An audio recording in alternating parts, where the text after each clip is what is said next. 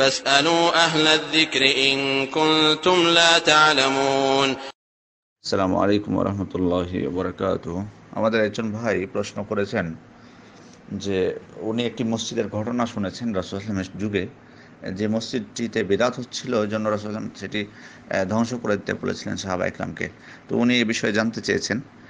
আসলে আপনি যে মসজিদ সম্পর্কে ইঙ্গিত দিয়েছেন সেটি মসজিদে দিরার সম্পর্কে আমার ধারণা, কিন্তু আসলে সেখানে বেদাত হওয়ার জন্য তিনি ধ্বংস করতে বলেননি, বরং অন্য কারণ ছিল, যেটা মহান আল্লাহ তাআলা তার পবিত্র কোরআনে সূরা তাওবার 107 নম্বর আয়াতে স্পষ্ট করে বলে দিয়েছেন, ওয়াল্লাযিনা ইত্তাখাযু মাসজিদান দিরারা ওয়া কুফরা ওয়া তাফরীকান বাইনাল মুমিনিনা ওয়া ইরসাদান লিমান হারাবাল্লাহ ওয়া রাসূলাহু মিন ক্বাবল।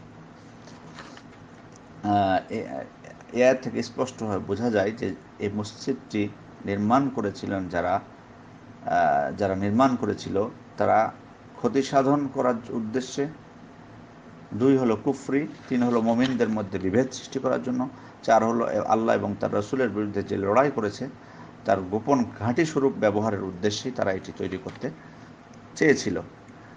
প্রথমত ঘটনার সামান্যতম ইঙ্গিত দিই, তাহলে আপনাদের হয়তো আরও বিষয়টি পরিষ্কার হবে যে আবু আমের নামের এক ব্যক্তি, যিনি মানে খ্রিস্টান ধর্ম পালন করতেন। তো এই ব্যক্তি রাসূল সাল্লাল্লাহু আলাইহি ওয়াসাল্লাম যখন মদিনায় হিজরত করে আসলেন, তখন তার বিরুদ্ধে নানা ধরনের ষড়যন্ত্র শুরু করলেন এবং অনেক অভিযোগ উত্থাপন করলেন ইসলামের বিষয়ে। রাসূল সাল্লাল্লাহু আলাইহি ওয়াসাল্লাম তাকে জবাব দিলেন, কিন্তু তিনি তাতে আশ্বস্ত হননি এবং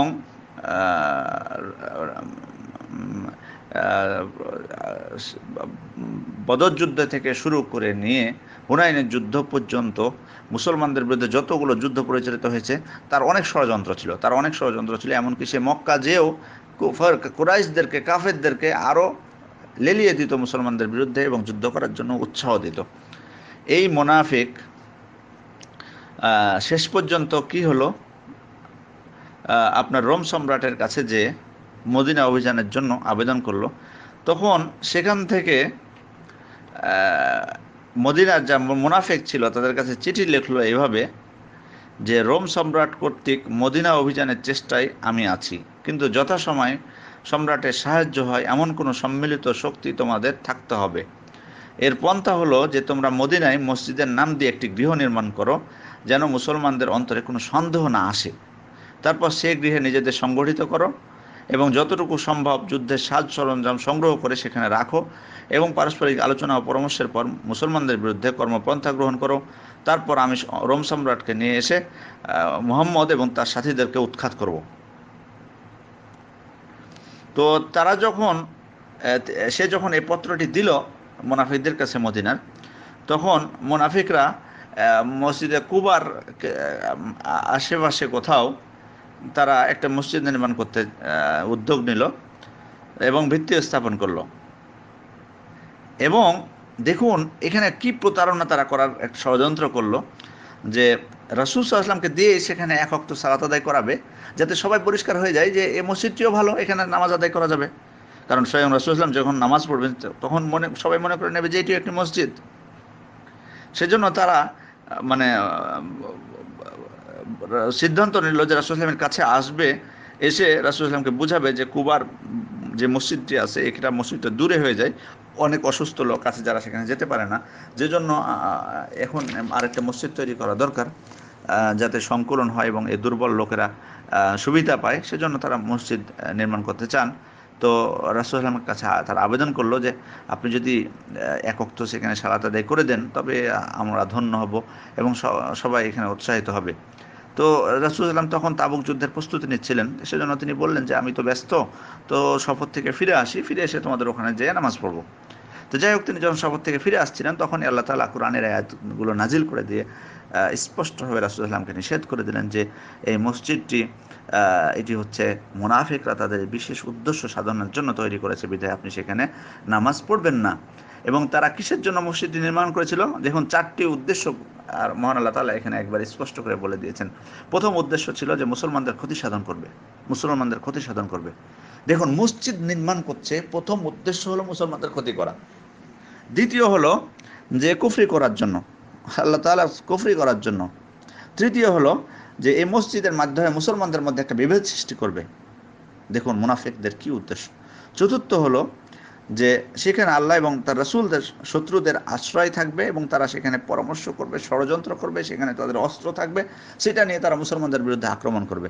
তাহলে এটি মসজিদ কেমন মসজিদ হতে পারে চিন্তা করে দেখুন, যে সেখানে উদ্দেশ্যই হচ্ছে যে মুসলমানদের বিরুদ্ধে ষড়যন্ত্র পাকাবে সেখানে বসে থেকে। আসলে এটা মসজিদ না, মূলত এটাকে মসজিদ বলা চলে না, এটা মসজিদ নাম দিতে চেয়েছে তারা ধোঁকা দেওয়ার জন্য।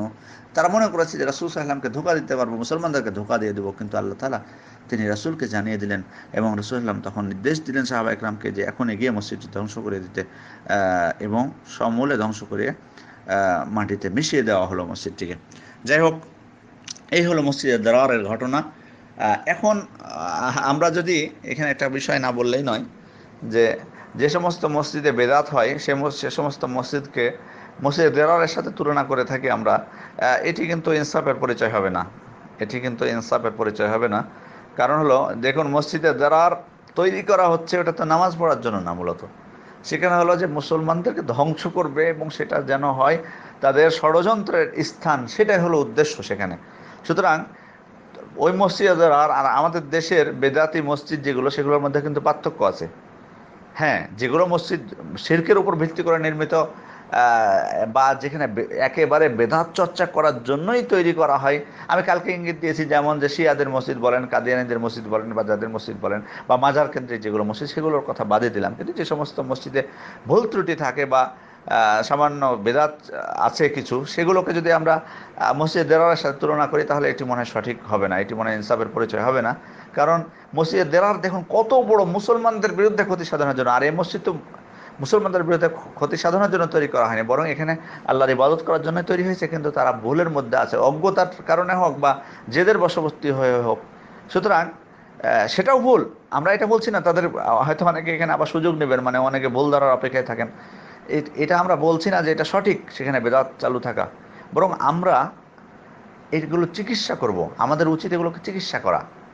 মানে আমরা যদি সমূলে মসজিদ দেরারের মতো ধ্বংস করে দিই সমস্ত মসজিদ, তাহলে তো মসজিদ কয়টা আর টিকবে বাংলাদেশে? মসজিদ দেরারের মতো যদি এগুলোকে ধ্বংস করতে চায় তাহলে কয়টা মসজিদকে আপনি টিকাতে পারবেন?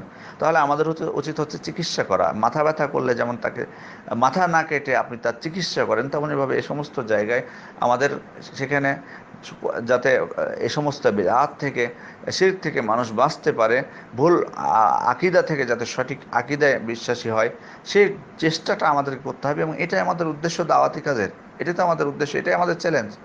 সুতরাং এটা আমরা করব, এটা আমরা করব।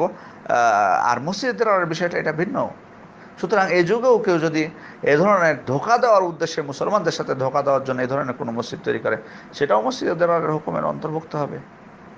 তো আশা করি এই বিষয়টি বুঝতে পেরেছেন। আসসালামু আলাইকুম ওয়া রাহমাতুল্লাহি ওয়া বারাকাতুহু।